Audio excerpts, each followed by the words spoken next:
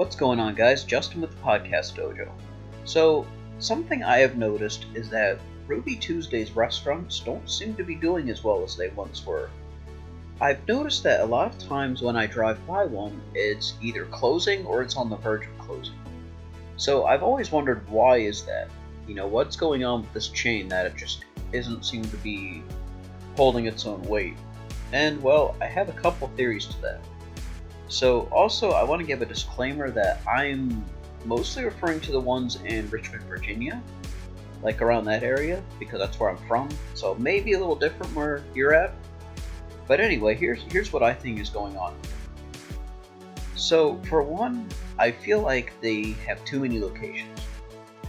I feel like there's a lot of them that are very close together, and I just feel it doesn't have enough clientele to keep all of them open. In fact, we've actually got one here in Colonial Heights, which I think does well because of the military base nearby and the college nearby. But then, not too much further away, like maybe a 5 to 8 minute drive, you've got another Ruby Tuesdays. And while both restaurants are open, if it wasn't for the military base or the college, I'm not so sure those two locations will be able to stay open. But I think in these other places around Richmond where they're closing down, I think that there's not enough clientele to keep them open. Another thing is, I feel like a lot of these sit-down restaurant chains just aren't really standing the test of time. I feel that a lot of them, yes, they've changed menu items out, they've added some, that kind of thing. But for the most part, they're just the same sit-down restaurants they were when they first opened.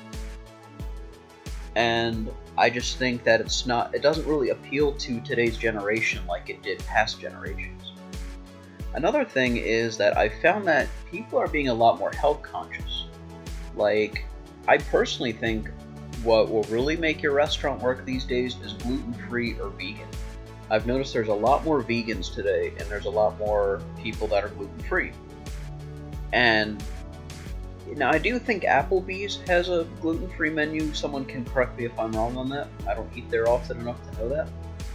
But I feel like a lot of these places just, like I said, I feel like because of that, I feel like a lot of people aren't really frequenting these restaurants like they once were. So, that's what I think. Now, how long will Ruby Tuesdays last? I'm not really sure. For the sake of the people who work there, and including the corporate people, I do hope that they are able to make things work and that they can keep going. But regardless, guys, I would love to hear your opinion. Do you think sit-down restaurants as a whole just aren't doing well? And what do you think about Ruby Tuesday specifically? Even more interesting, if you ever have worked at Ruby Tuesdays, I would love to hear about your experience working there, and did you ever see anything while working there that made you think that this chain would not do very well? Before we close out for the day, I want you to go ahead and check out Slacking Packing's video on an abandoned Ruby Tuesday in Ohio. Also, consider supporting us on Patreon. Subscribe to this channel if you enjoy what we do, and I hope you enjoyed the video, hope you learned something, and until next time.